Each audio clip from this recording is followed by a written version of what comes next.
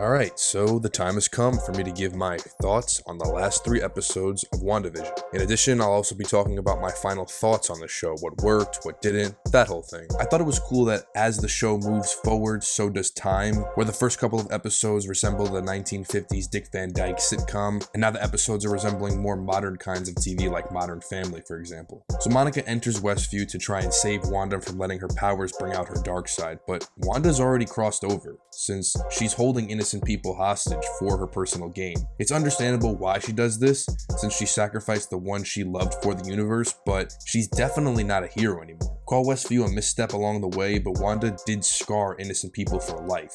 Agatha Harkness. So Agatha was convicted of witchcraft during the Salem witch trials in the 1600s, and she's possessed with all these evil spirits or something like that. She's told she can never be good. So with witchcraft being introduced, as well as wizards with Doctor Strange, we could probably expect a really good Multiverse of Madness Doctor Strange movie. Now Agatha's been a witch for almost 400 years, been up to a lot of trickery, and Wanda has only been a witch for a few years. It's interesting to watch Wanda under a spell of another witch for a change. And Agatha learns a shit ton about Wanda too. She's asking her all these personal questions and literally seeing Wanda's timeline up to the present day. She wants to know how Wanda stole Vision's dead body from the government because his body is made of vibranium so it can be turned into a weapon. So Wanda wants to bury Vision, but Sword tells her to fuck off since they own Vision, which sets Wanda off. I did like how they gave Vision a great line. He's in the Avengers compound, probably around the time of Civil War or so, talking with Wanda, and he says he does not know loss because he has never loved anyone. He yearns to understand grief so that he could experience love being so integral to strength that it keeps you alive.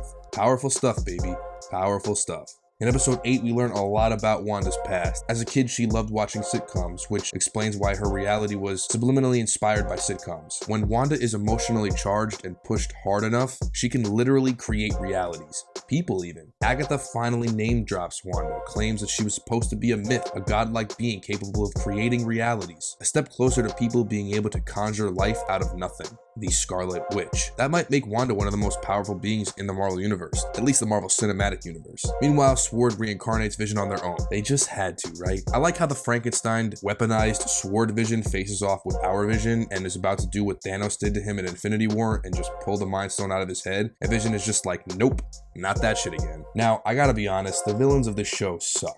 Agatha, once she turns into a witch, is just so boring. And the Sword director, Hayworth, only turns evil in the last episode, really, and there was no effort in trying to give him concrete motivations for turning evil. He wanted to ensure that Wanda can never torture anyone else again. That's not really evil, but the show needed another antagonist, so they gave him this evil mustache twirling moment. It was lazy, and I can't stand laziness in Marvel projects because there's a lot of it. I did like how we learned that the Scarlet Witch is a witch who formed over time, eventually gaining powers that exceeds that of the Sorcerer Supreme, so Wanda is apparently stronger than Doctor Strange. Nice. Now this brings me to the end of the show, a giant CGI battle, which doesn't really surprise me, but it does disappoint me. I'll get to that later. Wanda frees the people of Westview, and her and Vision and their kids come together in an Incredibles-like finale where the whole family fights the villains. To me, the best part about the ending was when the two Visions come to common ground in an intellectual moment, similar to when Vision tried to reach Ultron, but Ultron was not convinced. This Vision is convinced. And then Vision gives his memories and consciousness to the weaponized Vision, letting our Vision live on since the Vision of this show wasn't real. It was cool to see Wanda finally looking like she does in the comics, but she traps Agatha in Westview in this reality instead of just killing her. That's pretty cruel, evil, and sort of unnecessary. But knowing Marvel, Agatha probably needs to be alive so she can be brought back for another project in the future. Another thing I loved about the ending of WandaVision is that we get to see Vision shed a tear, which means that he's experienced true emotional turmoil. He is as human as we all are. It's a payoff to that great line they gave him about wanting to experience grief to understand the power of love. Maybe Wanda will become the next big baddie of the MCU. I don't know. Let's talk a bit about the mid and end credits scene. Monica is told by a scroll that a friend needs her help, so Captain Marvel 2, or maybe her own solo movie? Maybe Nick Fury is the one the scroll is talking about? I don't know. The end credits scene has beautiful cinematography, perhaps in the Alaskan wilderness or something, where Wanda is sort of living in self-imposed exile. Wanda is making tea, but there's what looks like an astral projection of Scarlet Witch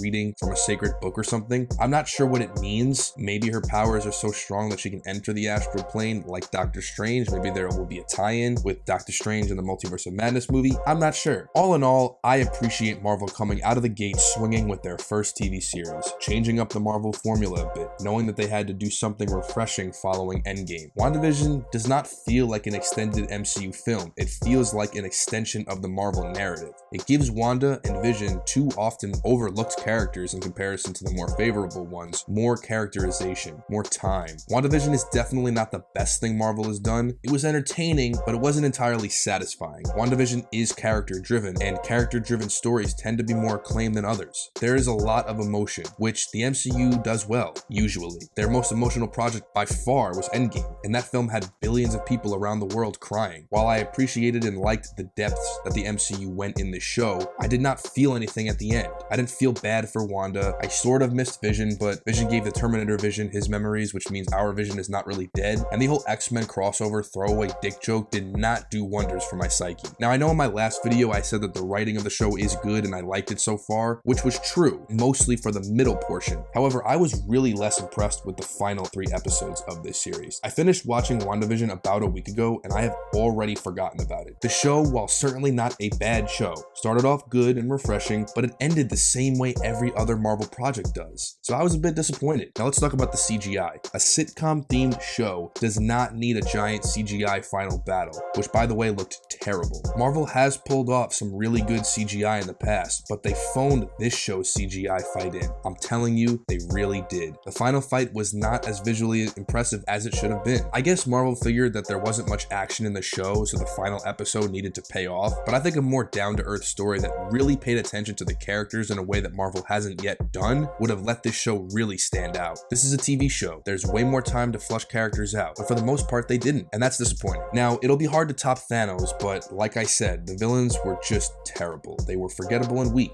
period. However, despite all of my complaints, that is not to say that this is not worth a watch. The most memorable moments of the show were the human moments done well, when Vision had an intellectual confrontation with the other Vision, when Wanda and Vision proclaimed their everlasting love for each other, just to name a few. Bottom line, if you're an MCU stan like me, check the show out. Just don't go in it with any crazy expectations. Thank you all so much for watching. If you like this video, give it a thumbs up, comment, subscribe to the channel. I'd be more than appreciative if you did. Have a great day, and I will see y'all next week. Take care, everybody. Stay safe.